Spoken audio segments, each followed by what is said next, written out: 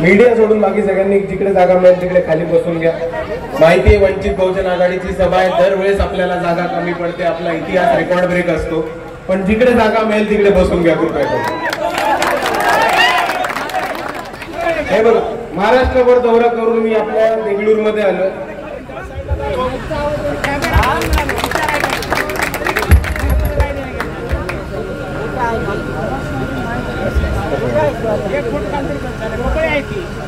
सर्वात प्रथम समतेचे विचार रुजवणाऱ्या सर्व महामानवांना त्रिवार अभिवादन करतो आणि इथे उपस्थित आपले लोकसभाचे लोकप्रिय उमेदवार अविनाशदादा भोसीकर, तसेच तुमच्या सर्वांचे लाडके नगरसेवक आणि आपले होणारे आमदार सुशील भाऊ देगलूरकर,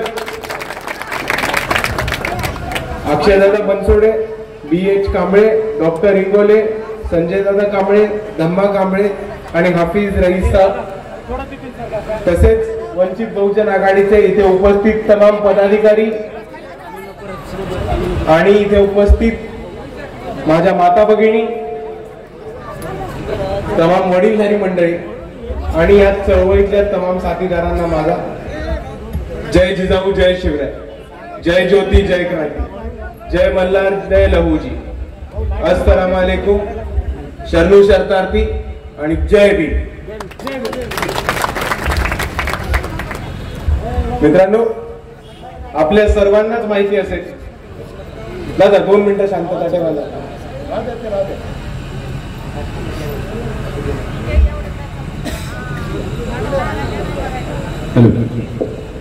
आपल्या सर्वांना माहिती असेल की 2 महिन्यापूर्वी या सुप्रीम कोर्टचे खूप महत्वाचे निकाल, नाही दादा नाही पडत, तुम्हाला पण नाही पडू देणार, टेन्शन नका घेऊ। 2 महिन्यापूर्वी सुप्रीम कोर्टाचा खूप महत्वाचा एक निकाल आला होता। तो सर्वात पहिला जो निकाल आला होता तो म्हणजे की SC आणि STच्या आरक्षणामध्ये ते क्रीमी लेअर लागू करणार। आता इकडे उपस्थित तमाम बहुजनांना तुम्ही विचारून बघा की क्रीमी लेअर लागू झाल्यानंतर बहुजनांच्या आरक्षणाचं काय झालं, OBCच्या आरक्षणाचं काय झालं। आणि इकडे उपस्थित प्रत्येक बहुजन तुम्हाला सांगेल की जेव्हा इकडच्या सरकारने OBCच्या आरक्षणामध्ये क्रीमी लेअर लागलं तेव्हापासून OBCच्या आरक्षणाचं वाटोळं घालण्यास सुरुवात झालं आणि OBCचं नुकसान झालं। दुसऱ्या बाजूला क्रीमी लेअरचा मुद्दा आपण जर समजून घेतला तर ते आरक्षण संपवण्याची एक खूप मोठी साजिश आहे। आपण समजून घ्या, आपल्याला जे संविधानाने आरक्षण दिलंय त्याचे 2 निकष आहेत, एक आहे सामाजिक आणि दुसरा आहे आर्थिक, दुसरा आहे शैक्षणिक। तिथे आर्थिक हा निकष कुठेही नाहीये। आपलं जे संविधानामध्ये आरक्षण आहे ते कुठेही आर्थिक निकषावरती आधारित नाहीये। आणि जेव्हा तुम्ही क्रीमी लेअरचा मुद्दा आणता तेव्हा तुम्ही बाबासाहेबांच्या संविधानाचं उल्लंघन करून आर्थिक निकष तिकडे जबरदस्ती घुसखोरी करायचा प्रयत्न करतात। आणि आपण हे समजून घ्या की एकदा क्रीमी लेअरचा लागू झाला, एकदा क्रीमी लेअर कोटा लागू झाला आणि आपण एकदा आरक्षण घेतलं, कोणत्याही कुटुंबातल्या कोणत्याही एका व्यक्तीने आरक्षण घेतलं की त्यांचं नाव आणि त्या कुटुंबाचं नाव हे क्रीमी लेअर मध्ये येतं आणि मग त्याच्यानंतर कोणीही त्या कुटुंबातल्या त्याचा भाऊ असेल किंवा त्यांच्या पुढच्या पिढ्या असतील त्या आरक्षण घ्यायला बाट ठरतील, ते आरक्षण घेऊ शकणार नाही। दुसरा जो महत्वाचा मुद्दा आला तो म्हणजे वर्गीकरणाचा। वर्गीकरण म्हणजे इकडच्या दलितांना, आदिवासींना, SCना आणि STना वेगवेगळ्या कॅटेगरीमध्ये, वेगवेगळ्या क्लासमध्ये, वेगवेगळ्या वर्गांमध्ये डिवाइड करून त्यांना विभागून इकडे दलितांच्या आणि आदिवासींच्या आरक्षणामध्ये फाटे आणि खाचे पाडून इकडचं आरक्षण संपवण्याचा कट इकडच्या सरकारने रचला आहे, आपण सर्वांनी समजून। आता मला सोपा मुद्दा सांगा, सरळ सोपा मुद्दा सांगा की जर आरक्षण नष्ट झालं, आरक्षण संपलं तर ते आपल्याला परवडणार आहे का? नाही। आपण सर्व इथपर्यंत पोहोचलो, कितीतरी लोक आपल्यातले शिकून सवरून मोठे झाले, अधिकारी झाले, शासकीय अधिकारी झाले, मोठ्या ठिकाणी काम करायला लागले, काही लोक परदेशात गेले, परदेशात खूप चांगल्या नोकरीवरती आहेत। ते कशाच्या जोरावर गेले? ते तिथपर्यंत पोहोचू शकले कारण फक्त आणि फक्त डॉक्टर बाबासाहेब आंबेडकरांनी या संविधानामध्ये आपल्याला आरक्षण दिलं। पण आता इकडचीच लोक आरक्षण नष्ट करायला. आपण बघितलं असेल तर राहुल गांधींचा एक व्हिडिओ व्हायरल होतो. ते त्या व्हिडिओमध्ये अमेरिकेत जाऊन म्हणतात, अमेरिकेमध्ये त्यांचे एक चर्चासत्र चालू होतं आणि त्या चर्चासत्रेमध्ये तिकडच्या काही NRI लोकांनी त्यांना प्रश्न विचारला होता की काँग्रेसची आरक्षणाबाबत भूमिका काय नक्की. आणि इकडची लोक हे म्हटली होती राहुल गांधींना की तुम्ही तुमची आरक्षणाबाबत भूमिका स्पष्ट करा. आणि राहुल गांधींनी त्यांना ठामपणे म्हटलं की जेव्हा काँग्रेस पक्ष हा सत्तेमध्ये येईल तेव्हा ते आरक्षण संपवण्याचं काम इकडचा काँग्रेस पक्ष करणार आहे. हा आपण जाऊन व्हिडिओ बघून घ्या. राहुल गांधी हे अमेरिकेमध्ये म्हणाले. आता तुम्ही नुसता एकदा विचार करून बघा की जर आरक्षण संपलं तर राहुल गांधींना काहीतरी फरक पडणार आहे का? नाही. राहुल गांधींना थोडा तरी फरक पडणार आहे? शरद पवारांना किंवा त्यांच्या कुटुंबियांना थोडा तरी धक्का लागणार आहे? उद्धव ठाकरे किंवा आदित्य ठाकरेचं काहीतरी वाकडं जाणार आहे? नाही. फटका कोणाला बसणार आहे? वंचित समूहाला, आपल्याला. नुकसान कोणाचं होणार आहे? आपलं होणार आहे. आणि जर ते नुकसान आता थांबवायचं असेल तर आपल्या सर्वांना एकत्र येऊन आता आरक्षणाच्या बाजूने लढायला लागणार आहे. कारण ही आपली जबाबदारी, हे आपलं कर्तव्य आहे की ज्या आरक्षणामुळे, ज्या संविधानामुळे आपण इथपर्यंत आलो, आपल्याला या समाजामध्ये माणूस म्हणून माणूस सारखा जगण्याचा अधिकार मिळाला, तेव्हा आपण कोणत्याही परिस्थितीत पुढच्या पिढ्यांसाठी आणि आपल्या लेकरा बाळांसाठी कोणत्याही परिस्थितीत राखून ठेवलं पाहिजे. हे कर्तव्य आणि ही जबाबदारी आपल्या खांद्यावरती आहे की ज्या सुधार कायद्यांचा लाभ आपण घेतलाय ते सुधार कायदे कोणत्याही परिस्थितीत आपण पुढच्या पिढ्यांसाठी टिकून ठेवले पाहिजे. पण आता आपण समजून घ्या, इकडचं काँग्रेस, भाजप, RSS, शिवसेना, राष्ट्रवादी काँग्रेस हे सगळे एक झाले का? कारण ह्यांना इकडचं आरक्षण संपवायचं. आणि जर तुम्हाला आरक्षण संपवलं द्यायचं नसेल तर आपल्या सर्वांसमोर एकच उपाय, तो म्हणजे वंचित बहुजन आघाडी. कारण या महाराष्ट्रामध्ये आपण बघितलं असेल, कोणताही पक्ष असेल त्या सर्वांनी आरक्षणावरती भूमिका ही जाहीर केलेली नाही. सगळ्यांच्या आरक्षणाबद्दल तळ्यामळ्यात चालू. आणि इकडे दुसऱ्या बाजूला वंचित बहुजन आघाडी हा एकमेव पक्ष आहे जो ठामपणे म्हणतो की इकडचे आदिवासी असतील, दलित असतील, मुसलमान असतील, बहुजन असतील, त्यांचं आरक्षण टिकवून ठेवण्याचं काम हे वंचित बहुजन आघाडी आतापर्यंत सातत्याने करत आले. आणि वंचित बहुजन आघाडी कोणत्याही आरक्षणाला धक्का लागू नाही देणार, हे काम वंचित बहुजन आघाडी करत आहे. आणि मित्रांनो, आरक्षण टिकवून ठेवण्याबरोबर आपलं अजून एक महत्वाचं काम आहे, ते म्हणजे इकडच्या वंचितांना सत्तेत पोहोचवणं. आणि ज्या वंचितांना आतापर्यंत सत्तेत जायची संधी नव्हती मिळाली त्या वंचितांना सत्तेचं दार उघडून देणं. आपण आतापर्यंत बघितलं असेल तर महाराष्ट्राची राजकारण कसं चालू होतं, तर ते महाराष्ट्राचं राजकारण इकडचं दोन मराठा खानावळीमध्ये चालतं ही आपल्याला परिस्थिती दिसते. एक खानावळ चालवतात एकनाथ शिंदे आणि दुसरी खानावळ चालवतात शरद पवार.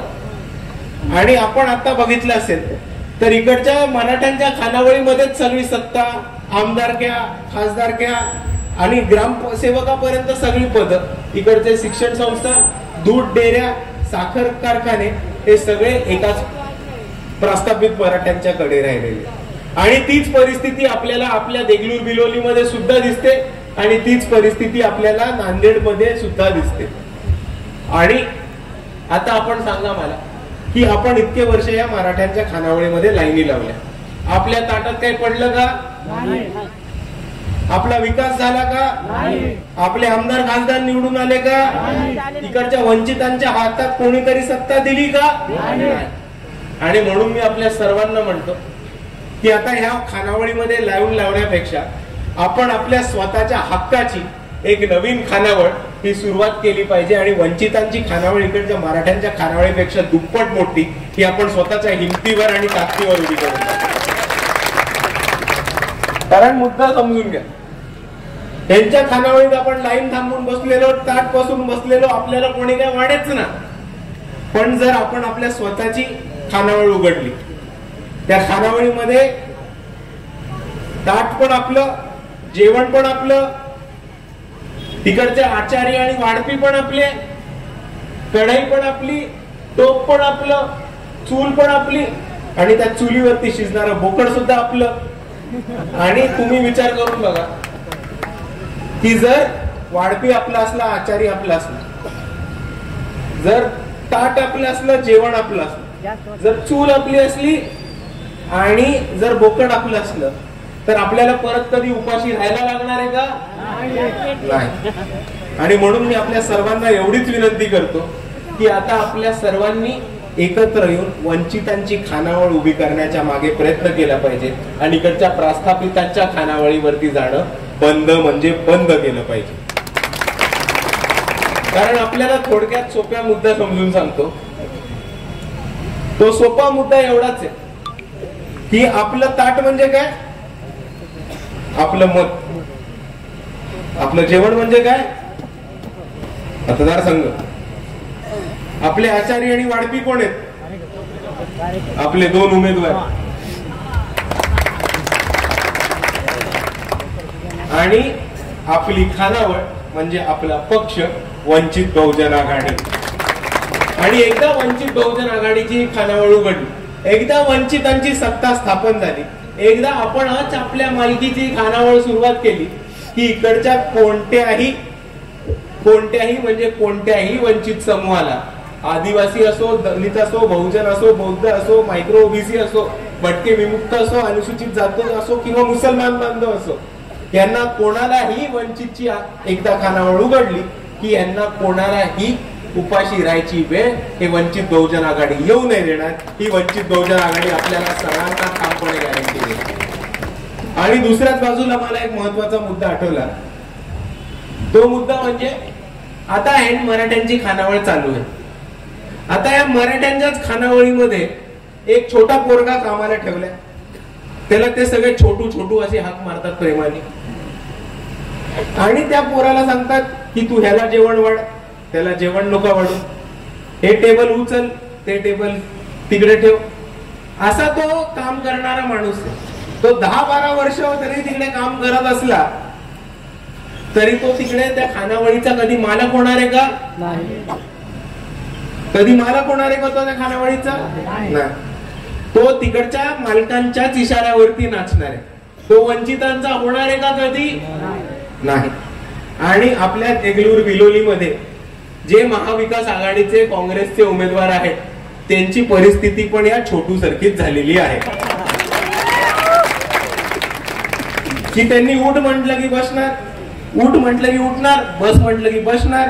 वंचितांची, दलितांची, बहुजनांची, बौद्धांची, मुसलमानांची बाजू कधी घेणार नाही आणि इकडच्या प्रस्थापितांच्या हातातलं एक भावलं किंवा बुजगाणं बनवून राहणार आहे. आणि त्याच्यापेक्षा बरं आपल्या स्वतःच्या हक्काचा एक आमदार, आपल्या विचारधारेचा आमदार आणि तुमच्या सर्वांचं काम करणारा आमदार हे आपण सर्वांनी इकडे निवडावा आणि जास्तीत जास्त मशांनी सुशीलदादांना निवडून द्यावं ही अशी मी आपल्या सर्वांना विनंती करतो. आणि जाता जाता मला फक्त एक गोष्ट इकडच्या मुसलमान बांधवांसाठी सांगायची की आपसे एक चीज देख लो कि आज तक हम लोगों ने पंजा चलाया. पंजा महाराष्ट्र में कभी कभी जिंदा रहा है, तो वो जिंदा रहा है क्योंकि मुसलमान समाज उनके साथ कंधे के कंधा मिला के रहा है. आज तक मुसलमानों ने पंजा चलाया, लेकिन आपको एक बार ये सोचना पड़ेगा कि क्या कभी पंजे ने मुसलमान चलाया है क्या? तो हमको आप देख लो, पूरी ताकत से मुसलमान पंजे को वोट करता है, कांग्रेस को वोट करता है, लेकिन हमको इधर एक टिकट नहीं मिलता, एक जिम्मेदारी नहीं मिलती, एक भागीदारी नहीं मिलती.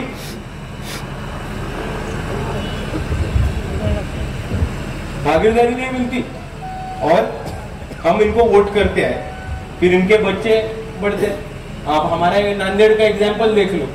सबसे पहले शंकरराव चौहान थे, अभी उनके बाद उनके बेटे थे, अभी उनके बाद उनकी बेटी आ गई है. लेकिन मुसलमानों का नेतृत्व कब खड़ा रहेगा? मुसलमानों की लीडरशिप कब खड़ी रहेगी? ये आपको सोचना पड़ेगा.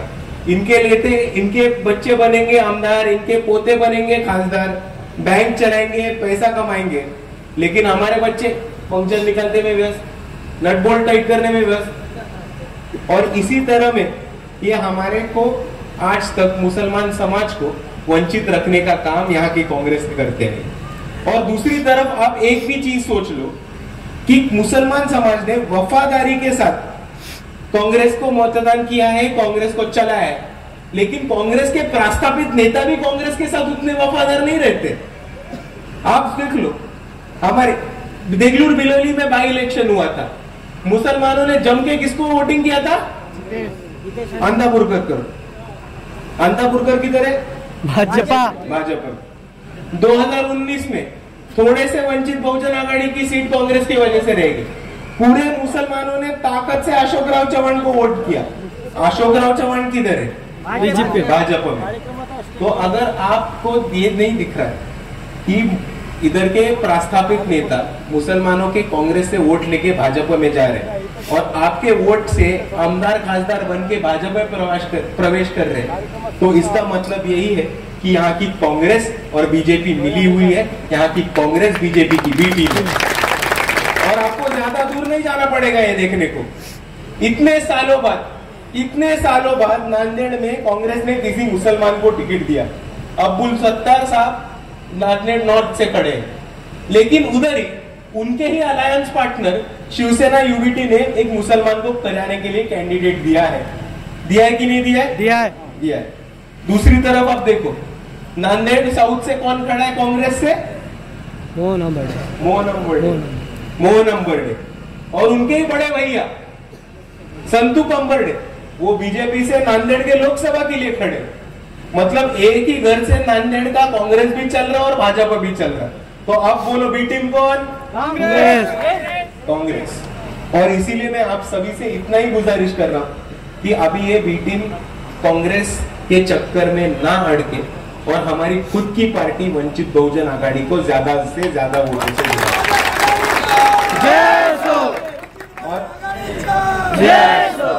और यहाँ पे भाजपा की तरफ से एक बहुत गंदा अपप्रचार चल रहा है कि कटेंगे तो बटेंगे, ये नारा योगी आदित्यनाथ और भाजप के लोक देके प्रचार कर रहे। त्या सर्वांना मला नुसतं एकच सांगायचंय की तुमचा कटेंगे तो बटेंगेचा नारा ह्या महाराष्ट्रामध्ये फेल करून दाखवायला वंचित बहुजन आघाडी सक्षमपणे उभी